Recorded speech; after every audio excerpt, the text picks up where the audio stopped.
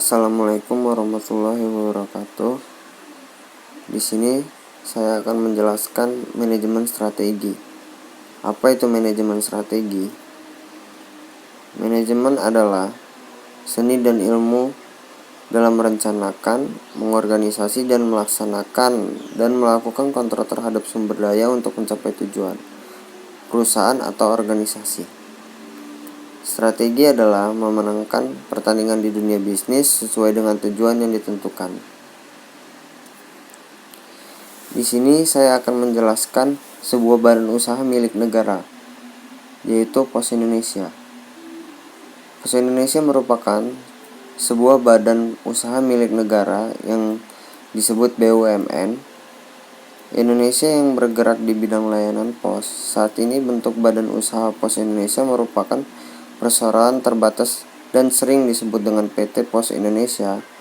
Bentuk usaha Pos Indonesia ini berdasarkan Peraturan Pemerintah Republik Indonesia Nomor 5 Tahun 1995. Peraturan pemerintah tersebut berisi tentang pengalihan bentuk awal Pos Indonesia yang berupa perusahaan umum, yaitu Perum, menjadi sebuah perusahaan persero berdiri pada tahun 1746. Saham Pos Indonesia sepenuhnya dimiliki oleh pemerintah Indonesia. Saat ini Pos Indonesia tidak hanya melayani jasa pos dan kuris, tetapi juga jasa keuangan retail dan properti yang didukung oleh titik jaringan sebanyak lebih dari 4.000 kantor pos dan 28.000 agen pos yang tersebar di seluruh wilayah Indonesia. Dalam kurun 2003 sampai 2008 menjadi masa tersulit PT Pos Indonesia Posindo. Masa sulit ini karena adanya SMS dan SUREL, yaitu surat elektronik, dan pada tahun 900-an banyak muncul perusahaan di bidang yang sama. Hal ini membuat Posindo kehilangan konsumen dan membagi konsumen kepada perusahaan yang bergerak di bidang yang sama. Dengan adanya hal itu, membuat Posindo menjadi menurun tajam dibandingkan tahun-tahun sebelumnya. Seiring keuntungannya yang didapatkan, Posindo mulai memberikan gaji setengah bulan kepada karyawan. Pada tahun 2011, rapor keuntungan lebih meningkat menyentuh angka 144 miliar dengan keuntungan karyawan senilai 80 miliar. Sehingga apabila ditotal secara keseluruhan mencapai 224 miliar. Dengan kejadian tersebut, banyak pengamat yang salah menilai Posindo karena berpendapat Posindo sudah berakhir sejak adanya SMS dan SUREL. Kembalinya sehatnya keuangan Posindo tidak lepas dari transformasi yang dilakukan oleh Posindo. Dengan perkembangan usaha bisnis di Indonesia, maka tim Posindo mempunyai pemikiran metode baru untuk mencapai titik balik Posindo. Posindo langsung menggarap billing statement, surat tagihan, surat direct mail,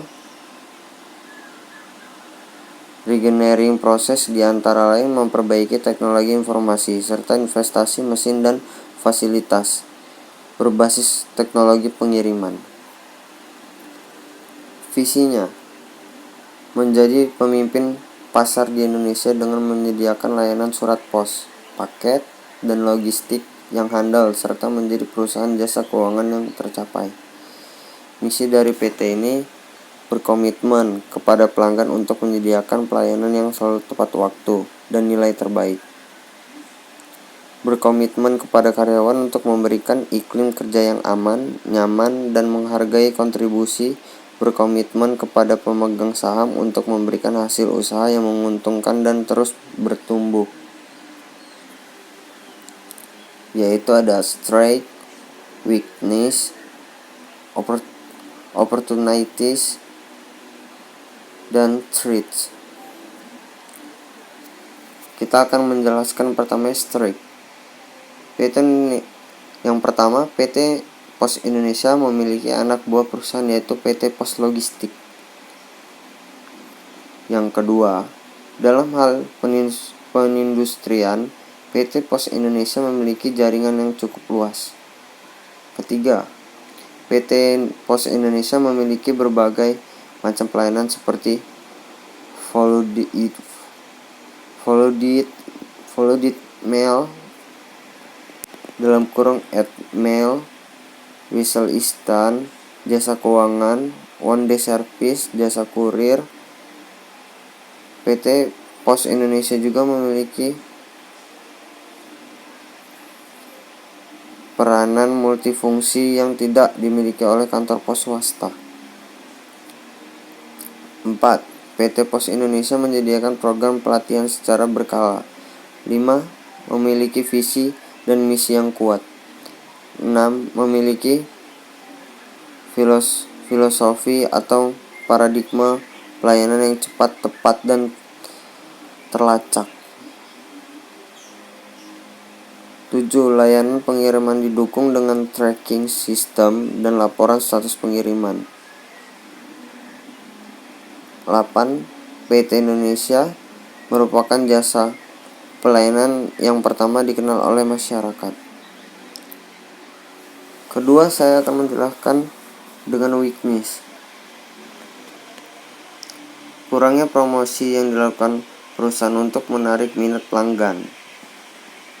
Kedua, minimnya sumber daya manusia yang berpengalaman.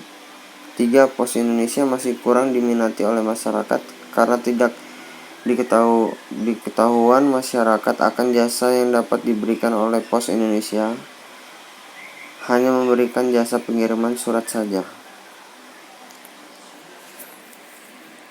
Opportunities. Banyaknya pasar atau customer bisnis yang membutuhkan kiriman layanan secara cepat dan akurat dalam jangka waktu yang tepat. Kedua, dengan dilakukan IPO diharapkan sumber pendanaan perusahaan lebih besar sehingga produktivitas meningkat dan mudah melakukan ekspansi bisnis. Ketiga, kepercayaan masyarakat yang cukup tinggi terhadap PT Pos Indonesia. Keempat, pesatnya pertumbuhan perusahaan baru atau lama yang merupakan calon pelanggan potensial. Kelima, kegiatan bisnis yang makin meluas. Di sini saya akan menjelaskan lagi, yaitu threats. Pertama, pesatnya perkembangan teknologi dalam berkomunikasi. Semakin banyaknya jasa kurir swasta yang sejenis. Kegiatan promosi dan penawaran yang menarik serta inovatif yang dilakukan oleh pesaing. Persaingan tarif yang kompetitif dari kompetitor. Persaingan dalam tingkat pelayanan dan fasilitas terhadap pelanggan. Kesimpulan dari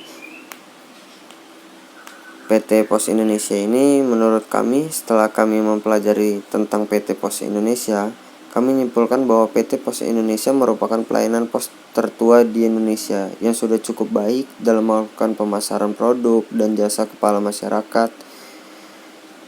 Namun dalam pengembangan teknologi, promosi, dan pemasaran yang dilakukan PT Pos Indonesia masih kurang dibandingkan dengan kompetitornya, sehingga banyak masyarakat yang belum mengetahui produk dan jasa apa yang ada pada Posindo. For information, anggota kami Gina Khairunisa, NPM 18 1604 1027, reguler A.